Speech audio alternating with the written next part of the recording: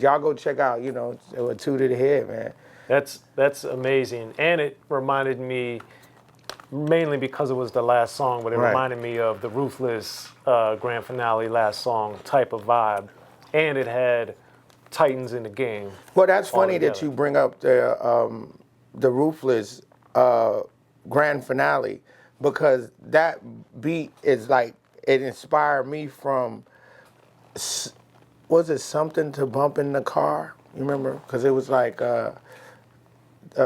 D.O.C. record that Dr. Dre did. Like, it's The Doc and the Doctor, I think is what you're talking about. Right, and it says Something to Bump in Your Car. That's the name of the song. But it's all one, it has no breaks in it. It says Something to Bump in Your Car. Okay. So that was my original, knowing that I was going against that song by going with the George Clinton and dealing with that beat. And I just said I could pull that beat off with Ice Cube, with Scarface, with Coogee Rap, with Bushwick Bill. I can push that line and make a different song to where people won't connect the two. Right. Okay. They won't be like, oh, it's the Diggy Diggy Doc, y'all. It's the Diggy Diggy Doc. And I was like, I had always liked the beat, but I said the only way I can get it off is have all them on it, and nobody connected to two throughout the years. They never did. But I did know D.O.C. made that beat, and I was like, I'm going to do that again. Yeah. And then another one that I really liked on Live and Let Die was The Crime Pays. Because that's another one that has one of those great stories that, weaves through the whole thing and is very powerful and memorable at the same time. So as you guys are crafting all these different songs, what was it about the crime element that was appealing to G-Rap so much at the time? He was just a good story writer. So when we like Live and Let Die, I would think is the first of the albums, like of the Biggie Smalls and the Live and Let Die. It's a precursor, yes. Right. Yeah. It's like when they was, like 007, like, so I was like in the 007, so the Live and Let Die, that's I got that. I made that up from me liking 007 and saying that Coogee Rap is like a 007. Okay. Like, he'll kill 20 people before the hook in the song, He did. He'll kill 100 people, like, before the second hook, so that's what the Live and Let Die. So, so when we came up with that, that was it was just crazy how we both came together, and the way he rhymed, it was just almost like just close your eyes, like he was your eyes for a minute, and then you can use your imagination to follow along with it, and how accurate he is about topics and key points that you have to remember this in order to understand this flow, because it's going to come back on you, so what he was just dope, and I assume he wrote a lot of them, not the ones that I did the remix to, but he wrote a lot of them in L.A. Like, he wanted to feel L.A. He wanted to write from the pen, like his pen didn't want to be from, from Queens. Or he wanted to write. He was happy with seeing Hollywood, and we had rent-a-cars, and it was just different. And girls was everywhere. Man, that's where his pen started going. So he started being a little bit more humorous. Well, he was always humorous with his punchlines, but now is, I think the beginning of the the palm trees and the Venice Beach and the Corvettes and the, light sauteed breast chicken. Where do you think I was going? But like just good living, and then we was living real good at 20 years old. We was really milking. Everything you're saying really reminds me of the song From Above the Law, California, where it showed both sides of California. Right. And kind of what you're saying about, there's the beautiful, bright, sunny side, but then there's the hood, crazy gangster side. Right, but this is now G-Rap living through his rhyme, but now got an L.A. connect. Right. you know, it almost works out like that. It seems like in a rap movie, like, you know, he come out here and then we talking some big money now. You know, what do you want to do with, you know, Yeah, I got a good guy. His name is Jinx. You know, hook up with him. Let's see what's gonna go on.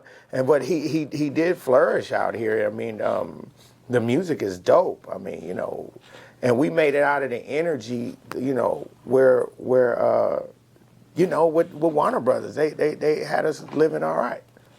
Yeah, that's a monumental album. They had us living good, and we was milking them. Boy, we was getting anything. We would build everything to the room. Kids, build everything to the room. Well, there it is, Jinx, for today. Part 2 of the Soren Baker Sir Jinx Chronicles. We'll be coming back because we got more to talk about with Kool Rap. That was, you know, a lot, but we'll get to a lot more. But you know what? One thing Yes. before we go out and talk about when we started mixing the record and getting all the songs together, and the crazy thing is, like, that's when Ice-T did Cop Killer, right? Mm-hmm. That's when Biz Markie got sued, right? For it was like after She's a Friend. It was like another song. Gilbert O'Sullivan. Right. So now Warner Brothers is on complete shakedown on samples. So it took Live and Let Die like, man, about 7, 8 months. They went over the whole record. They was calling me, asking me with samples, not even samples. Like, it would be like a talking, somebody in the background, oh, what was that? Somebody said that was the OJs, you know. And then they took the record back to New York, and then them hotels and all that shit obviously was over with. And they let somebody else like mix the songs and take the samples out. But I do, you guys, have the original version of the original Kool Rap Live and Let Die album before they took the samples out and before we had to redo it and do it over. So when we did it over again, we had more fun. Like, I probably, you know, was in New York and he was at, you know, we did the Beverly Glen. I think that's what, man, Warner Brothers, thank you, Benny Medina, because we was, and let me tell you another thing, the funny thing is that G-Rap was the first rapper I ever saw buy a bottle of champagne. I thought it was ridiculous. Really? Because, you know, I didn't understand being 20, why would you spend $35 on anything that you drink? And G-Rap was the first person that would sit and write and have, you know, a bottle of Moet. And then he was telling me the difference between like the white label, the red label, the black label. And I'm like, y'all really give a fuck about that? He was like, yo, man, you know how we do. And then he always have his bottle. He was the first one. I know Puffy and them had it going, but of course, a lot of people have stolen from G-Rap. But G-Rap was the first dude I see come in rocking the bottle. And he'll come over your house, like. With a bottle? With a bottle of champagne, open. Like, usually you like, here, this is for you. G-Rap would be like, nah, this is mine. Boom. So we had so much fun, but go ahead, you can sign out. You can edit it different, I guess. That's all good, Jinx. Well, there it is, y'all. We're going to, you know, come back with Jinx again once we get some more of this stuff, because he's got so much more material we haven't even got to yet. I thought we was going to talk about the girls hanging off the windowsill. We'll get to that. We're going to talk about the windowsill. Oh, you got to hear the windowsill story. We get scared to death. Yes, yes. Yeah, all right, Jinx. Yeah. Always a pleasure, sir. Always, man. Thanks for coming through. Sir Jinx, I'm Soren Baker, Unique Access. Hey, but check it out. Check me out on my Instagram. Come party with your boy. Cheers. Back.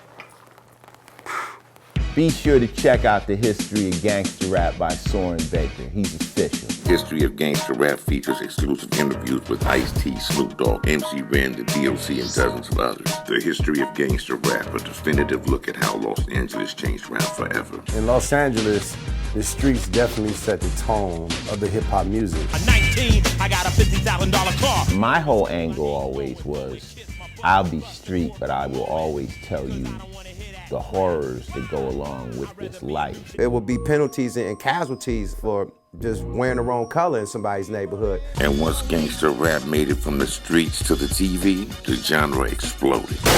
What's that 5 on your MTV back with NWA? Yo MTV, it just catapulted us from being local heroes to national gangbang rappers. The history of gangster rap discusses it all from 1980 up till today. It's always gonna be shit happening in the streets. You know what I mean? So it's always gonna be something to talk about. The history of gangster rap in stores now.